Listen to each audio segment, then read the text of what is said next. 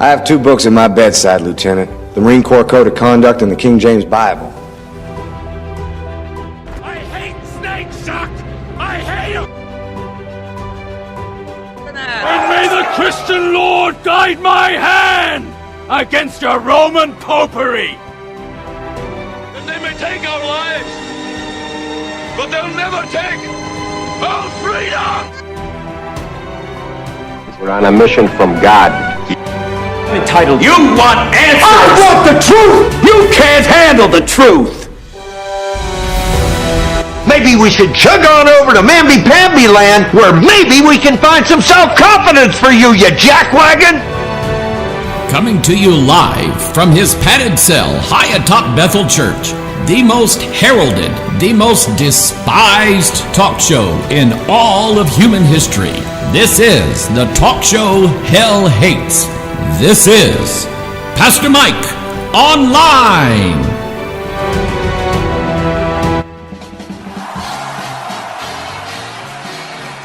And here we are coming to you almost live from our top secret broadcasting bunker. This is Pastor Mike, and I'm online with you today. Good to be with you today.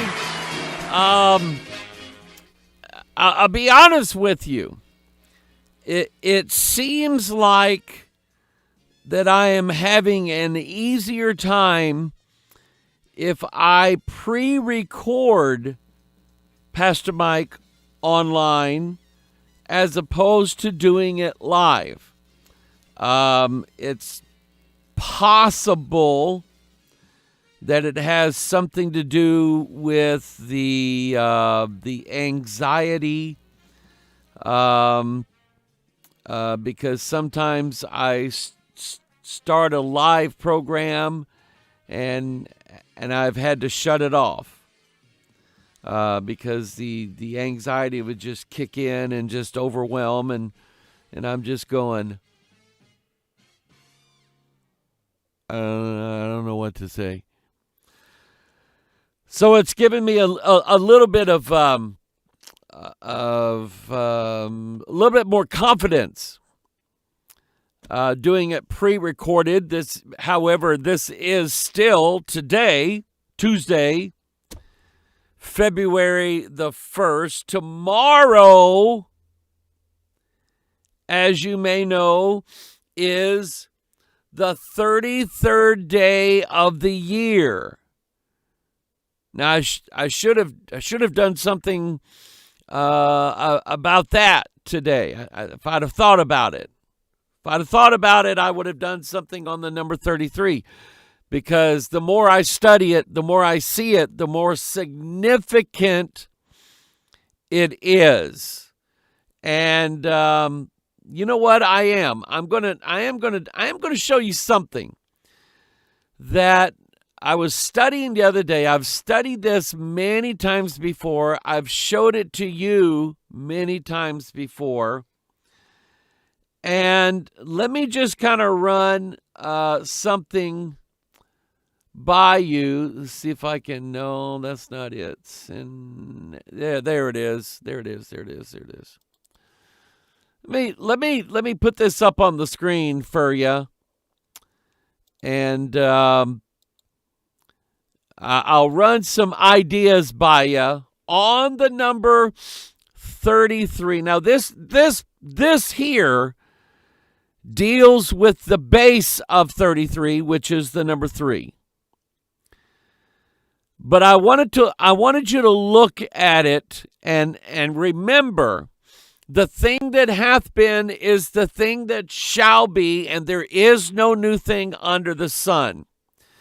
And if you know enough Bible, or as you learn more Bible, this kind of stuff just sticks out to you in your mind. You start counting things. I wonder how many people are in this group. 1, 2, 3. And then you start thinking, okay, how could this be? Now, when it comes to a major event that is going to happen in the last days, Well, you could say, well, the rapture, yes, that's a major event that's going to happen in the last days. I believe that is accompanied with the falling of 1/3 of the angelic realm. An entire third. Now, what is a third as a percentage? It is 0.33. 3.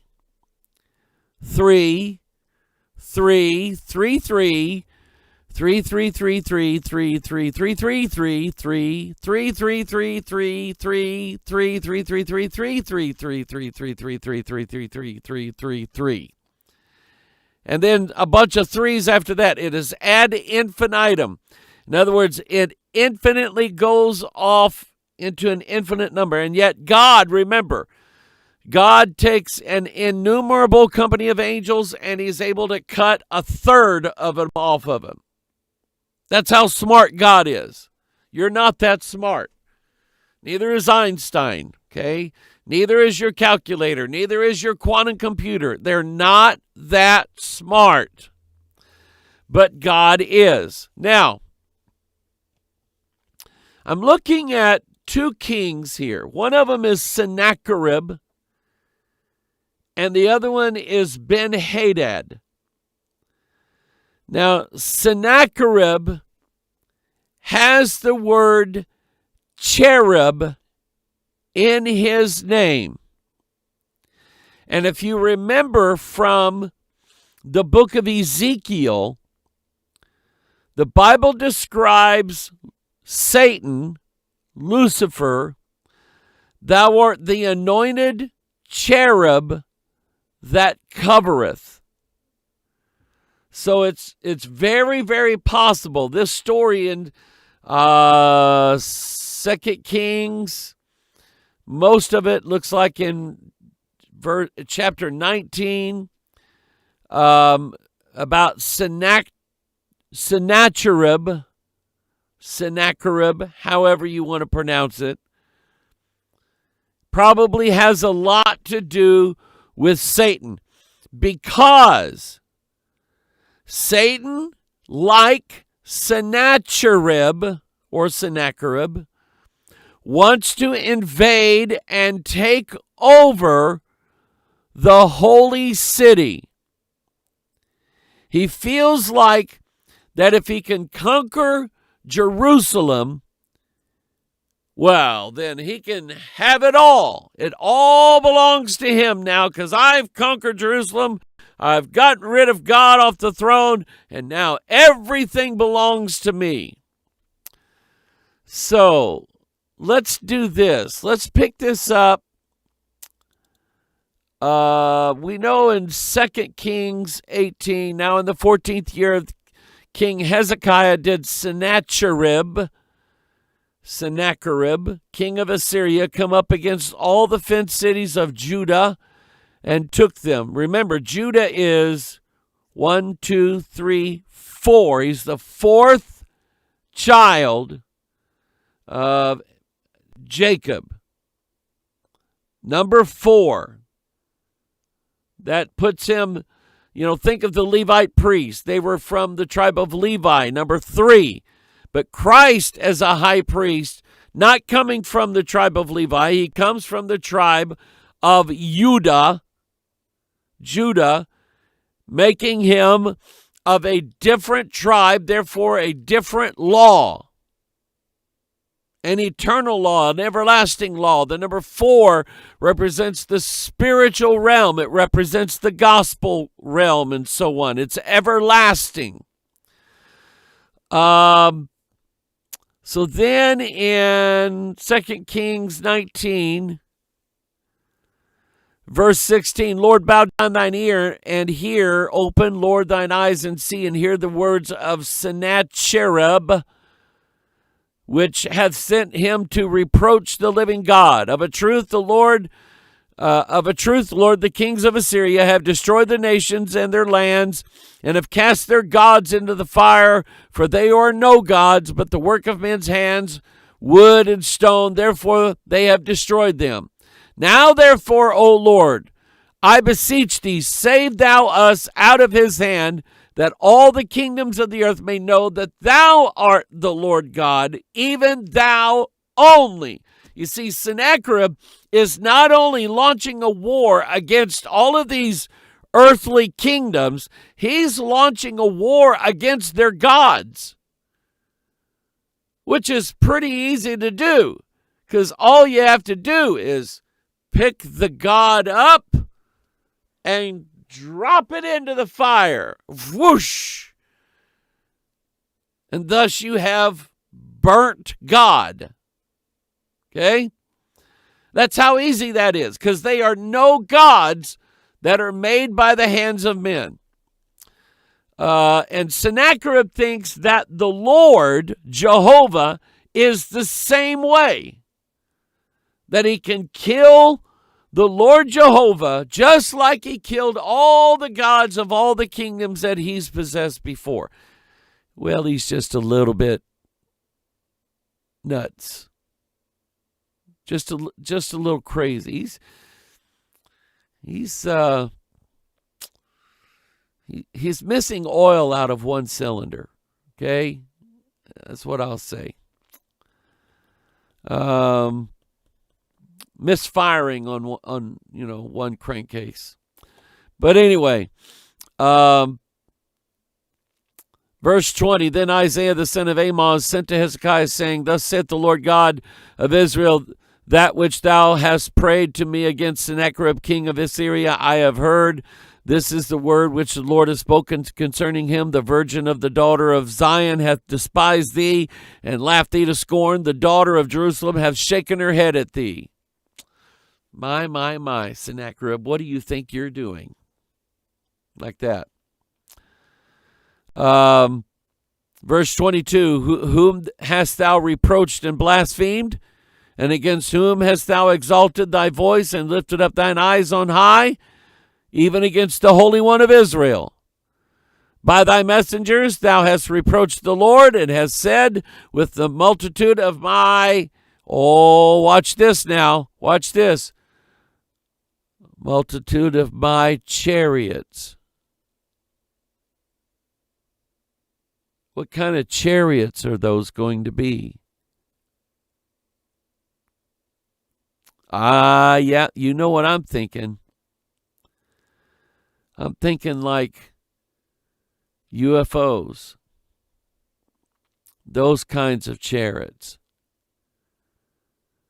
The multitude of my chariots, I am come up to the height of the mountains, to the sides of Lebanon. It will cut down the tall cedar trees thereof, and the choice fir trees thereof, and I will enter the lodgings of his borders, and into the forest of his Carmel.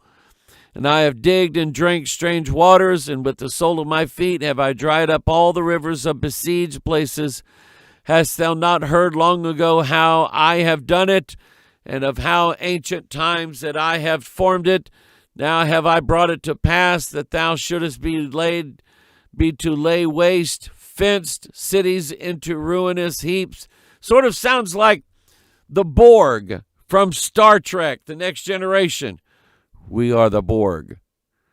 Resistance is futile. Sort of sounds like that. In other words, don't even try to fight, because if you do, you're going to lose. Verse 26, therefore their inhabitants were a small power, and they were dismayed and confounded. They were as the grass of the field, and as the green herb, as the grass on the housetops, and as corn blasted before it be grown up. But I know thy abode, and thou going out, and thy coming in, and thy rage against me, because thy rage against me and thy tumult has come up into my ears. Therefore will I put my hook in thy nose, and my bridle in thy lips, and I will turn thee back by the way which thou camest.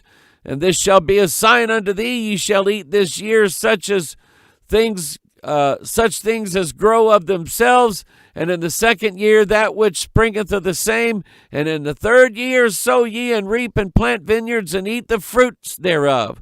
And the remnant that is escaped of the house of Judah shall yet again take root downward and bear fruit upward. For out of Jerusalem shall go forth a remnant, and they that escape out of Mount Zion, the zeal of the Lord of hosts shall do this. Therefore thus saith the Lord concerning the king of Assyria, he shall not come into this city, nor shoot an arrow there, nor come before it with shield, nor cast a bank against it.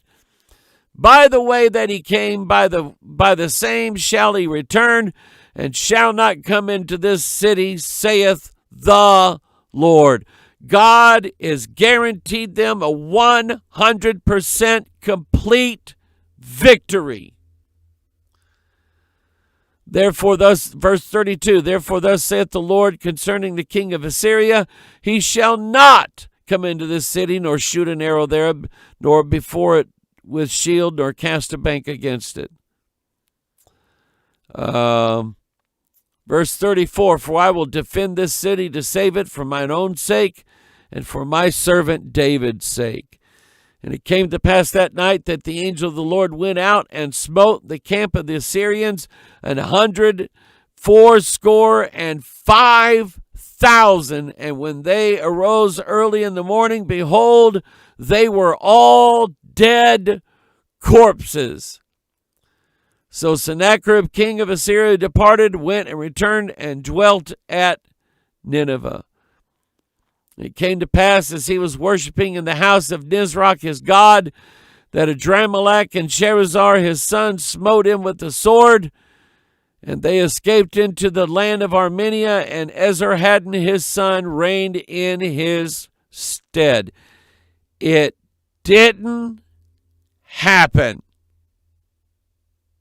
It didn't happen. Poor Sennacherib. And then we have Ben-Hadad.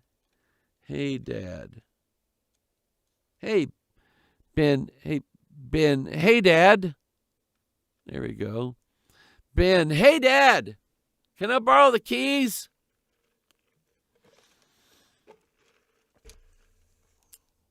Sounds like a typical teenager, doesn't it?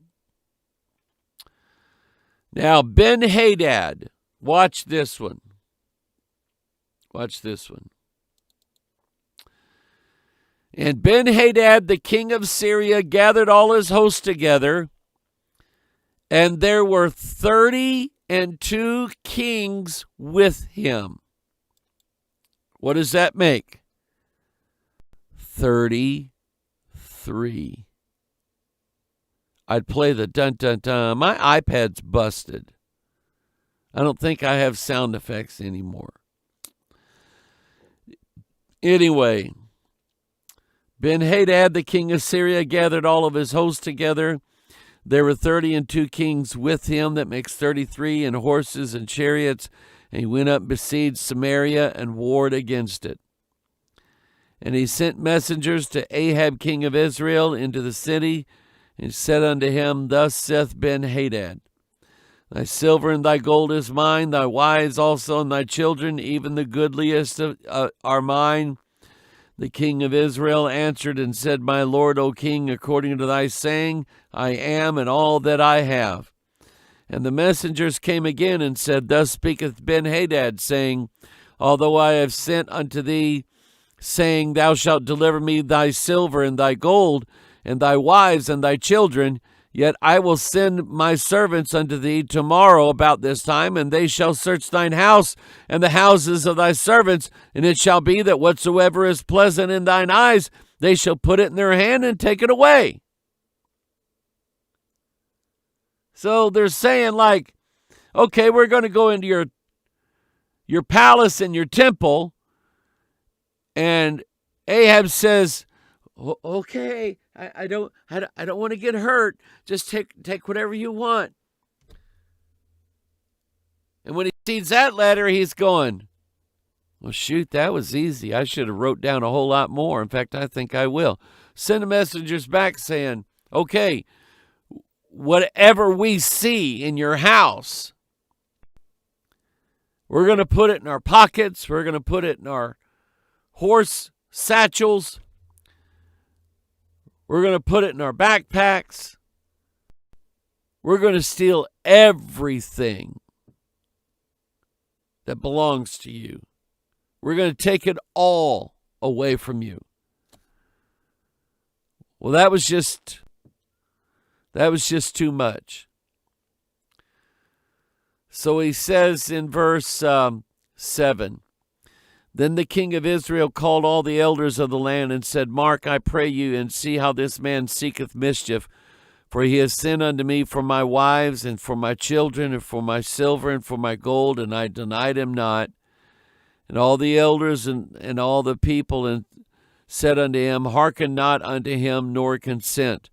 Wherefore he said unto the messengers of Ben-Hadad, tell my lord the king all that thou didst send for to thy servant at the first will I do, but this thing I may not do.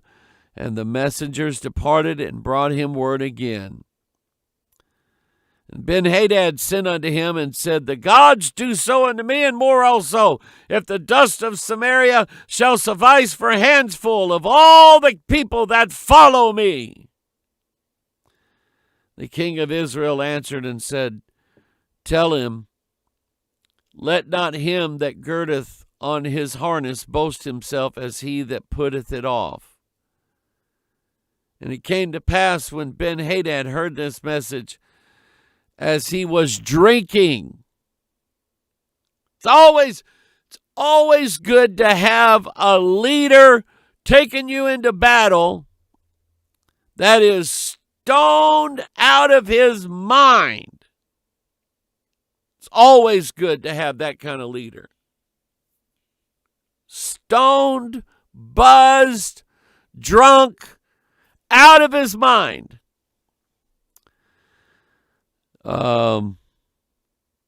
So he says, set yourselves in array, and they set themselves in array against the city. And behold, there came a prophet unto Ahab, king of Israel, saying, thus saith the Lord, hast thou seen all this great multitude? Behold, I will deliver it into thine hand this day, and thou shalt know that I am the Lord. And he said, by whom? And he said, thus saith the Lord, even by the young men of the princes of the provinces. Then he said, who shall order the battle? And he answered, thou. Then he numbered the young men of the princes and provinces, and they were 232. And after them he numbered all the people, even all the children of Israel, being 7,000. And they went out at noon, but Ben-Hadad was drinking himself drunk in the pavilions, he and the kings, and 32 kings that helped him, 33 altogether.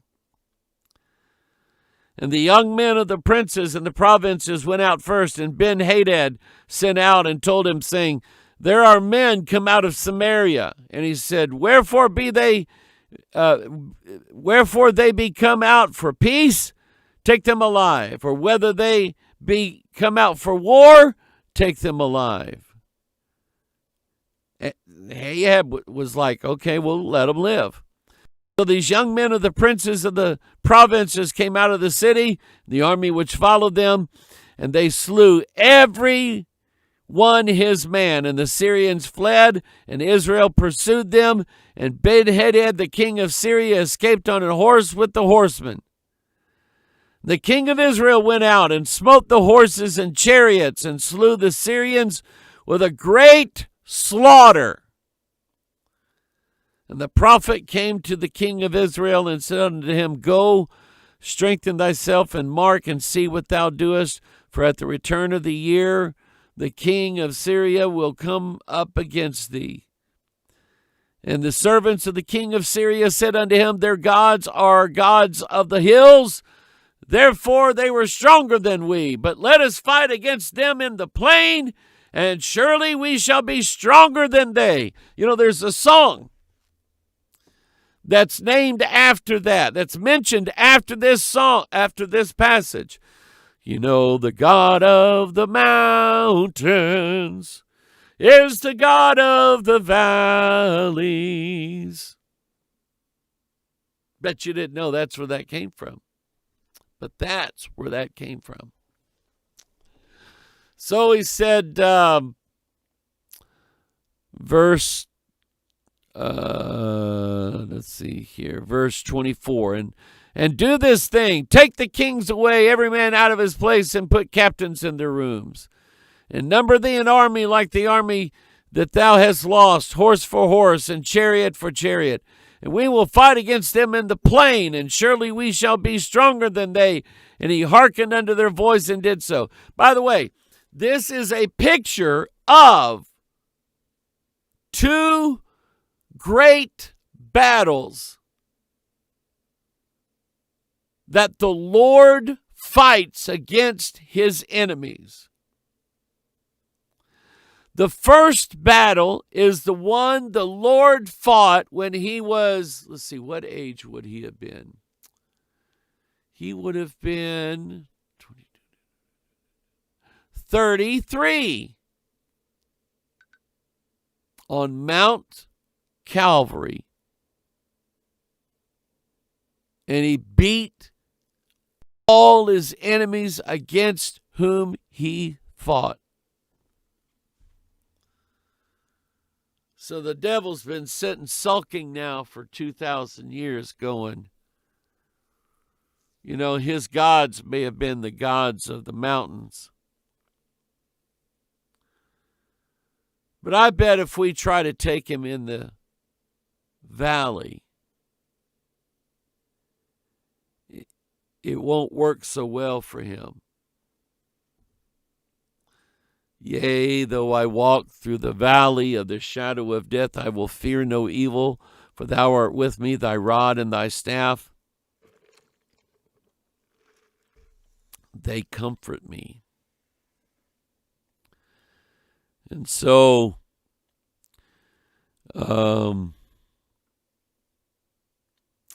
verse 26, came to pass at the return of the year that Ben-Hadad numbered the Syrians and went to Aphek to fight against Israel. And the children of Israel were numbered and were all present and went against them. And the children of Israel pitched before them like two little flocks of kids. But the Syrians filled the country. And there came a man of God and spake unto the king of Israel and said, Thus saith the Lord, because the Syrians have said, The Lord is God of the hills, but he is not the God of the valleys. Therefore will I deliver all this multitude into thine hand, and ye shall know that I am the Lord. And they pitched one over against the other 7 days. And so it was that in the seventh day the battle was joined, and the children of Israel slew the pants off the Syrians. I added that in. Slew of the Syrians 100,000 footmen in 1 day. But the rest fled to Aphek unto the city, and there a wall fell upon 27,000 of the men that were left. And Ben-Hadad fled and came into the city, into an inner chamber. And his servant said unto him, Behold, now we have heard that the kings of the house of Israel are merciful kings. Let us, I pray thee, be put sackcloth on our loins and ropes upon our heads, and go out to the king of Israel. Peradventure he will save thy life. So they girded sackcloth on their loins, put ropes on their heads, and came to the king of Israel, and said, Thy servant Ben-Hadad saith, I pray thee, let me alive. And he said, Is he yet alive? He is my brother. Now the men did diligently observe whether anything would come from him. Then Ben-Hadad came forth to him, and he caused him to come up unto the chariot. And Ben-Hadad said unto him, The cities which my father took from thy father, I will restore, and thou shalt make streets for thee in Damascus. And as for my father, as my father made in Samaria. Then said Ahab, I will send thee away with this covenant. So he made a covenant with him and sent him away. And certain men of the sons of the prophets said unto his neighbor in the war of the Lord, or the word of the Lord, smite me, I pray thee. And the man refused to smite him. And then he said unto him, because thou hast not obeyed the voice of the Lord, behold, as soon as thou art departed from me, a lion shall slay thee. And as soon as he was departed from him, a lion found him and slew him. Must have been a pretty tasty meal. Then he found another man, and he said, smite, I pray thee. And the man smote him, so that in smiting he wounded him. So the prophet departed and waited for the king by the way, and disguised himself with ashes upon his face. And as the king passed by, he cried unto the king and said, thy servant went out into the midst of the battle, and behold, a man turned aside and brought a man unto me and said, keep this man, if by any means he be missing, then shall thy life be for his life, or else thou shalt pay a talent of silver. And as the servants was busy here and there, he was gone. And the king of Israel said unto him, so shall thy judgment be, thyself hast decided it. And he hasted and took the ashes away from his face. And the king of Israel discerned him that he was of the prophets. And he said unto him, thus saith the Lord, because thou hast let go out of thy hand a man whom I appointed to utter destruction, therefore thy life shall go for his life, and thy people for his people. And the king of Israel went to his house heavy and displeased, and came to Samaria. Now,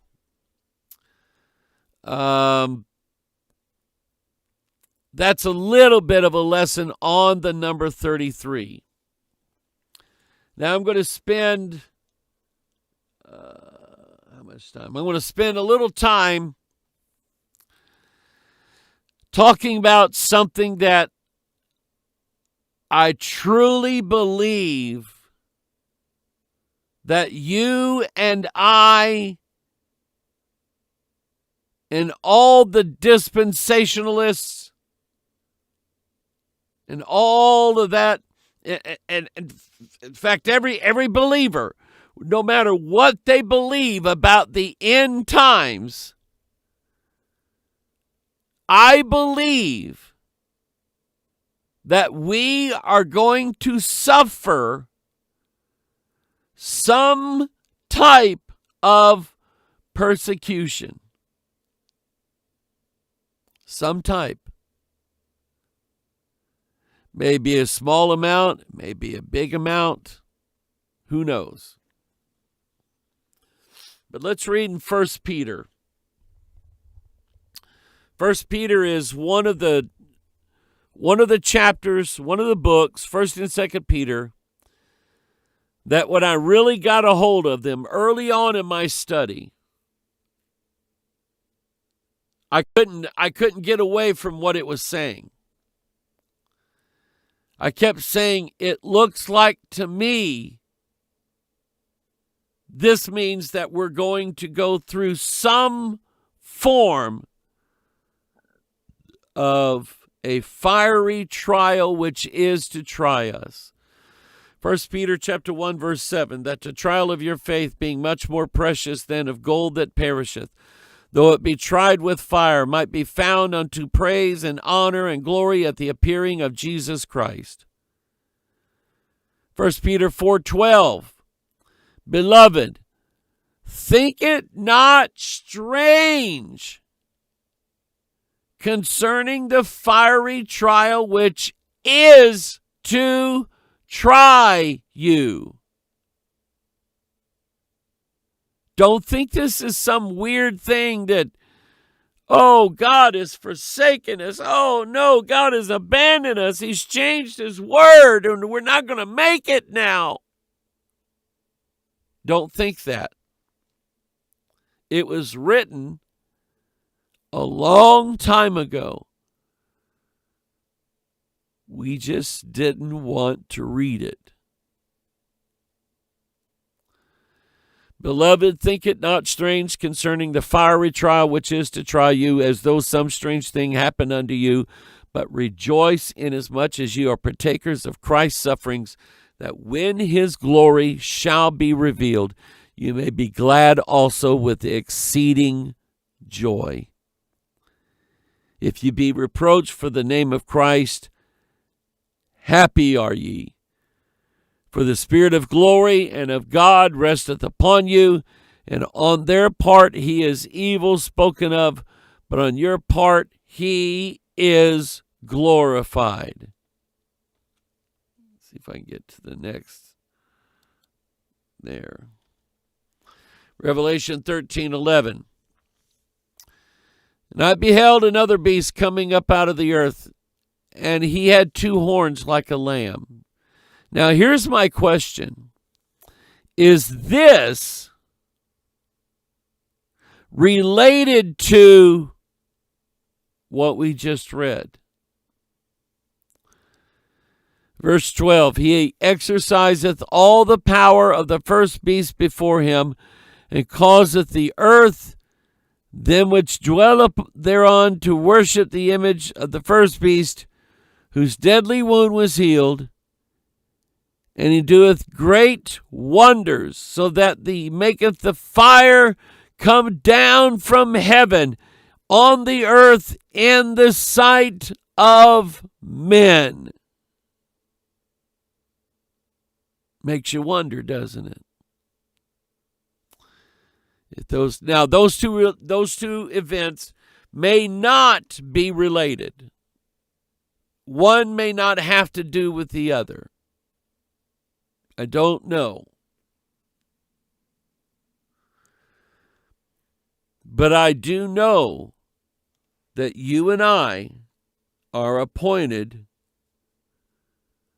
to a time when fiery trial will be upon us. In the story of Elijah and his showdown with the 50 men, and they were trying to light the wood, the sacrifice, the altar on fire. 1 Kings 18:22 says, Then said Elijah unto the people, I, even I, only remain a prophet of the Lord, but Baal's prophets are 450 men. Let them therefore give us 2 bullocks, and let them choose 1 bullock for themselves, and cut it in pieces, and lay it on wood, and put no fire under, and I will dress the other bullock. I think it's neat that he's going to put a dress on this bull. Because after all, that's probably what their god looks like. It's an androgynous god. It's a bull with lipstick and earrings and a real nice, beautiful dress. Or maybe I'm wrong about that part. But anyway, verse 23, let them therefore give us 2 bullocks, and let them choose 1 bullock for themselves, and cut it in pieces, and lay it on the wood, and put no fire under, and I will dress the other bullock, and lay it on wood, and put no fire under. And call ye on the name of your gods, and I will call on the name of the Lord, and the God that answereth by fire, let him be God. And all the people answered and said, it is well spoken. You know what I believe? I believe it's very, very possible that this scenario takes place right in front of our very eyes, right in front of the world's very eyes, whatever. but I think it's going to be a supernatural event. Genesis 13:13. Count the words. Let's count the words. But, didn't get a marker here. I need a magic marker.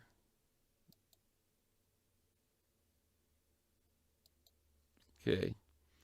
But the men of Sodom were wicked and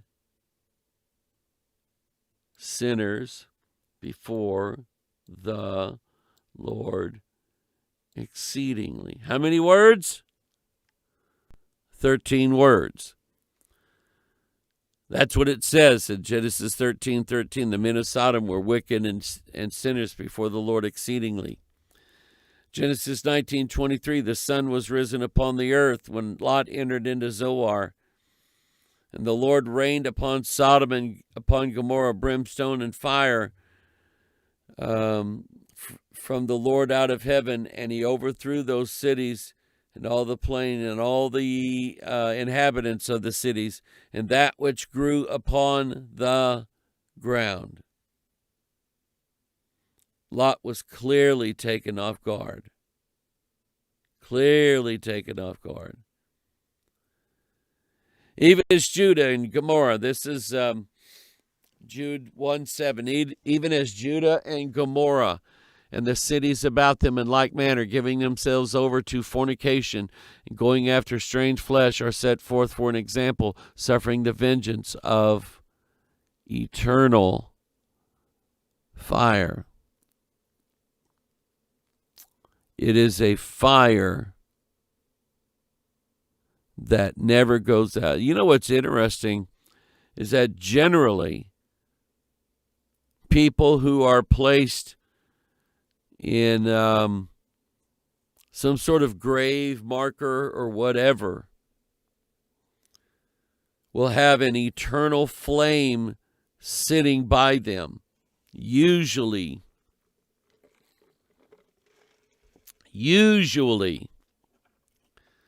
this flame sitting by them represents the fire that is never extinguished that these people are in. Not too many Christians, I would say non-Christians, I would say any number of people who are not born again usually have fire set by their grave marker or whatever. Isaiah 13, here we go again, verse 19. In Babylon, the glory of kingdoms, the beauty of the Chaldees' excellency shall be as when God overthrew Sodom and Gomorrah. And it shall never be inhabited, neither shall it be dwelt in from generation to generation, neither shall the Arabian pitch tent there, neither shall the shepherds. Who's the shepherds? That's us. Let's see, where's my marker at? There it is. The shepherds make their fold there. In other words, we're not going to build churches in Sodom. But a wild beast of the desert shall lie there, and their houses shall be full of doleful creatures, and owls shall be there, and satyrs shall dance there, and the wild beasts of the island shall cry in their pleasant, desolate houses, and dragons in their pleasant palaces, and their time is near to come, and her days shall not be prolonged. What a scary thought. Her days shall not be prolonged.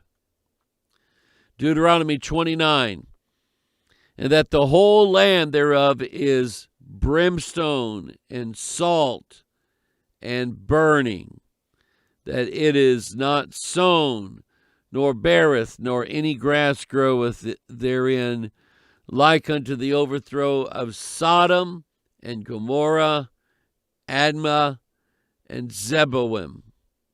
1, 2, 3, 4.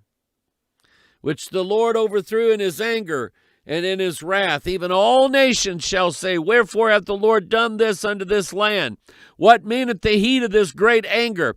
Then men shall say, Because they have forsaken the covenant of the Lord God of their fathers, which he made with them when he brought them forth out of the land of Egypt. For they went and served other gods and worshipped them, gods whom they knew not, and whom they had not given unto them. They just refused to do it. Now, I have a theory. It's based on Romans 1. Based on Romans 1. Let's see here. Romans 1. That's Acts 27. Romans 1. Here we go. Let's see here. Where is it? Where is it? Verse 21, Romans 1:21. Because that when they knew God,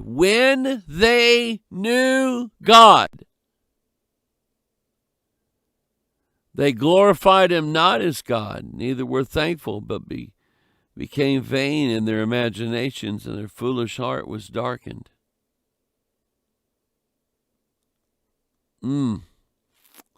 Professing themselves to be wise, they became fools, and changed the glory of the uncorruptible God into an image made like unto corruptible man, and to birds, and four-footed beasts, and creeping things. 4 things there. Wherefore God also gave them up to the uncleanness through the lust of their own hearts, to dishonor their own bodies between themselves. God, I believe, clearly gave them a choice. God gave them a choice. They rejected it. Therefore, God left them without a choice. They get a new religion that's based upon their thoughts, their philosophies of the day. Because they choose not to serve God, then they get the fire and not the glory.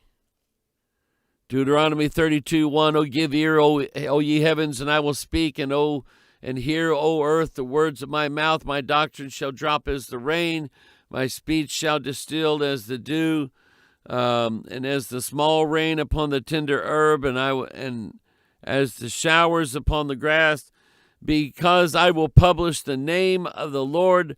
Ascribe ye greatness unto our God. And folks, it's just that simple. You either want to serve God or you don't. You either hate God and despise him, and believe it or not, I've heard somebody recently tell me, and if I gave you a name, you would go, oh, not them. Yeah, them. That they have just recently decided that they're not church material. They don't want to displease their mom and dad. They don't care about God any at all. And they're just not going, nor are making any plans to serve God in life. I would like for you to pray for this person. Let's say his name is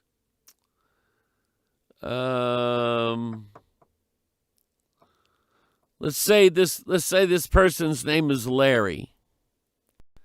I want you to pray for Larry. Larry needs a lot of help, all right? Pray for him, lift him up. I know another guy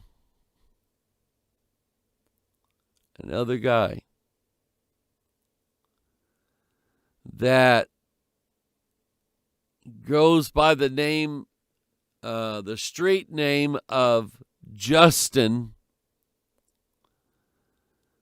That is to hide his real dirty lifestyle aspects. And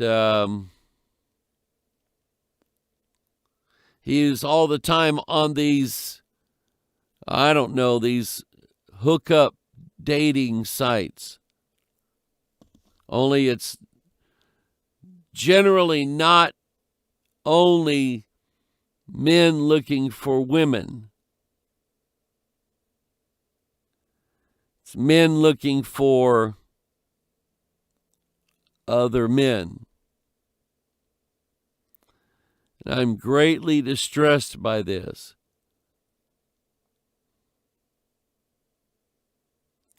So would you pray for them? Lift them up if you would, please. Because after all, that could be somebody in your family, somebody that you know, somebody that you care about. So pray for them, lift them up, care for them, and I know God will care for you. But remember these prayer requests and many more. They have some really, really, really difficult things to deal with in their life. Mainly this idea that they don't have anything left to live for. And yes, they've talked about that before. So I want you to pray for them. And anybody else that you know that's struggling with sin and you think that they've gone too far, well, I'm here to tell you that you don't know who's gone too far yet. You don't know whether God can save them or not. But God can. And that's what I want to be doing, saving God's people. Lord bless you. Thank you for your love for our ministry. We got some, we have some pretty bad winter storms coming in the next few days. So pray for us.